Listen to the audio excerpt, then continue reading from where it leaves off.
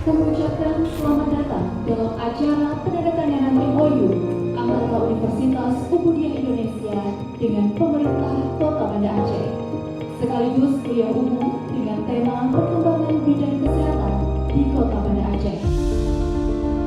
Memang di sini tidak bisa berdiri sendiri. Kita butuh orang-orang hebat yang sudah berpengalaman di luar seperti Bapak Adi, punya pengalaman yang 9 tahun di pemerintah, dan akan banyak sekali yang bisa disumbang pemikiran, idea untuk membangunkan university ini, membangunkan sumber daya manusia atau anak-anak mahasiswa kita.